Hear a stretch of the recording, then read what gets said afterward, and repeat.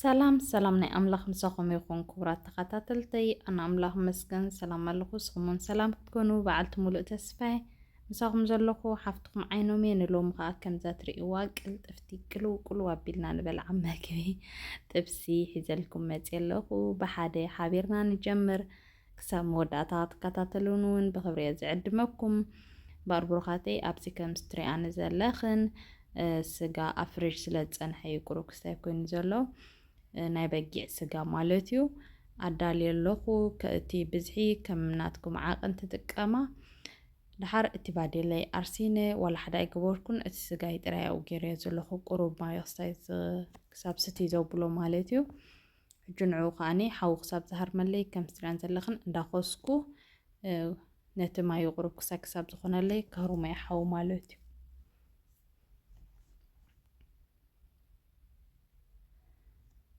ዝተፈላለዩ ዓይነት ኣሰራርሓ ናይ ጥብሲ ኣሎ ቅድሚ ሕጂ እውን ብደረቕ ጥብሲ ውሪደልክን ነይረ ናይ ቅድም ቪድዮታት ናይ ዝሓለፈለክ እንተደሊኽን ደረቕ ጥብሲ ማለት እዩ እዚ ደረቕ ጥብሲ ይኮነን ናይ ሎም ዘውርዶ ዘለኹ ኣብ ገዛና ከዓ ዝተፈላለዩ ዓይነት ኣሰራርሓ ኣለና ናተይ ኣሰራርሓ ከዓ ናይ ሎም ከርእየክን እየ እዚኣ ኣሰራርሓ ተፈቲኽና እውን ፈቲናኣ ብሩኻተይ ከምኡውን እዚ ቪድዮ እንድሕር ተፈቲኹን ላይክ ሸር ሳብስክራይብ ኮመንቲ ኣይፈለየኒ ሕጂ ከም ትሪእዎ ዘለኽን ማእኸላይ ሓዊ ገይረ ፅቡቅ ገይረ የህርመሉ ሓዊ ማለት እዩ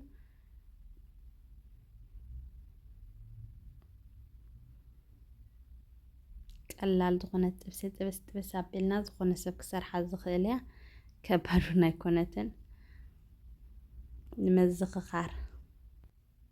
ሕጂ ብዚ ከም ትሪእዎ ዘለኽን እቲ ማዩ እንዳሰተዮ ስለ ዝኸደ ኣስቤዛ ክገብረሉ ክጅምረ ኣብዚ ሓንቲ ሽጉርቲ ንቑመት መቲረ ማለት እዩ እሳ ከዓ ከም ትሪኣኒ ዘለኽን ኣብኡ የትወለኹ ማለት እዩ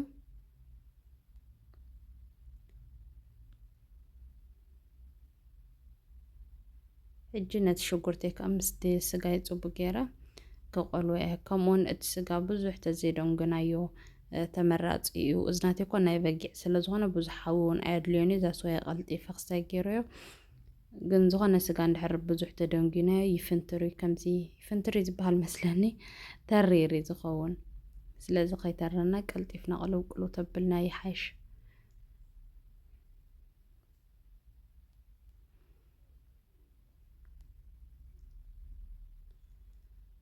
ኣብዚ ከዓ ሰለስተ ፃዕዳ ሽጉርቲ ኣዳልየ ኣለኹ ከምዚ ናተይ ተልየክን ፅቡቅ ተዘይብልክን ግን ዝኾነ ንዓኽን ብዝጣዕመክን ጌርክን ክተብልኦ ትኽእላኽን ክትቅጥቅጥኦ ትኽእላኽን ማለት እዩ ደቐቕ ዝበለ ጌርክን ተጥቀማ እዚኣ ኣነ ዝጥቀማላ ዘለኹ እዛ ኖርማል ናይ ኢድ ፀቕጥ ኣቢልካ ክስታይ ትገብር እያ ከምዚ ተልየክን ፅቡቅ ተዘይብልክን ግን ዝጣዕመክን ጌርክን ተቕጥቅጥ ተብሎ ማለት ተዳቕቆ ሕጂ ፃዕዳ ሽጉርተይ ከዓ ምስኡ ፅቡቅ ጌረ ከኾሰ እየ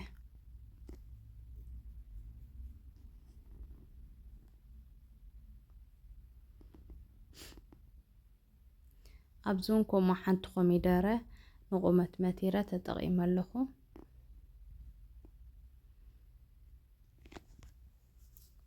ከምኡውን ሓንቲ ንእሽቶ ማንካ ጨው ፍርቂ ንእሽቶ ማንካ ዝኸውን ከዓ በርበረ ተጠቒመ ኣለኹ ቅይሕ ክብለለይ ስለ ዝደለኹ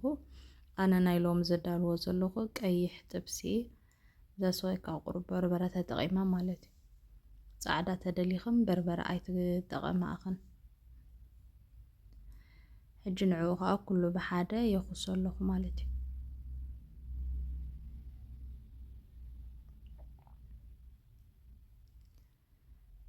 ከምኡውን ኣብዚ ቀመማት ዝተፈላለዩ ዓይነት ቀመም ተጠቒመ ኣለኹ ናይ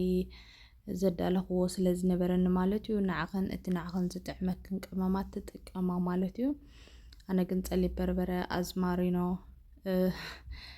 እዚ ናይ ቬጅቴብል ቀመም ተጠቒመ ኣለኹ ማለት እዩ ንዓኸን እቲ ዝጥዕመክን ቀመም ተጥቀማ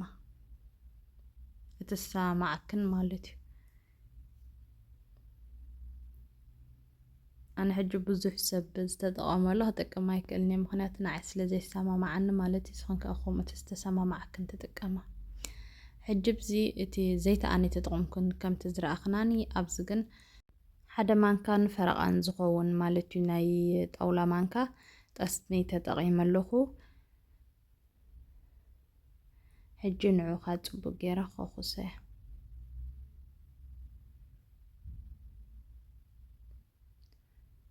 ክትዕማዓት ፈትናኣ ተፈቲኽና ከዓ ስፈትና እሞ ምስ ፈተንክና ኣብ ኮመንቲ ጻሓፋለይ ከመይ ረኺብክና እታ ኣሰራርሓ ማለት እዩ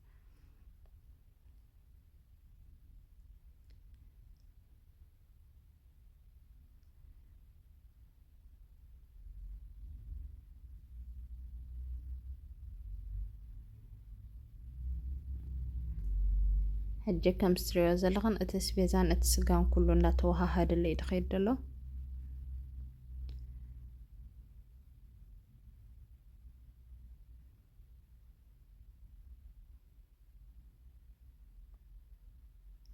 ኣብዚ ቁሩብ ማይ ስለ ዝደለኹ ብዙሕ ማይ ኣይገበርኩሉን ቁሩብ እየ ገይረሉ ምክንያቱ እቲ ማይ ሰትይዎ እዩ ማይ ዘለዎ ስለ ዝደለኹ ግን ቁሩብ ተጠቒመ ማለት እዩ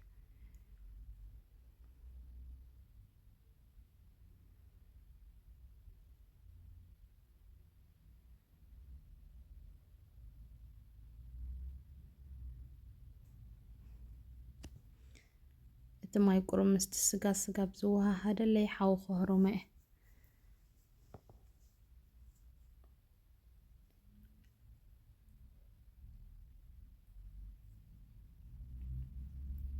ከምዛ ትሪኣ ዘለኽን ጽብቕቲ ኮይና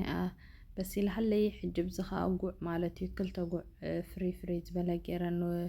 ቁመት መቲሮዮ እሱ ከዓ ኣብኡ እትዮ ማለት እዩ እንድሕር ክመረክ ኣነ ብዚ ከይመረኒ እየ ብዓብዩ ተጠቒመ ዘለኹ እንድሕር ደቂቕ ተደሊኽን ደቂቕ መቲርክን ክትጥቀማ ትኽእል ኣኽን ሕጂ ከም ትሪኣ ዘለኽን ጽብቕቲ ኮይና በሲላ ወዲኣላ ያ ብሩኻተይ ናይ ሎም ቢደይ ከምዛ ትሪኣ ዘለኽን ከምዚያ ትመስል ነይራ ያ ተስፋ ገብር ክትፈትውኣ ንቐደም ብሓደ ሓቢርና ንብላዕ እያ ብሩኻተይ ሕጂ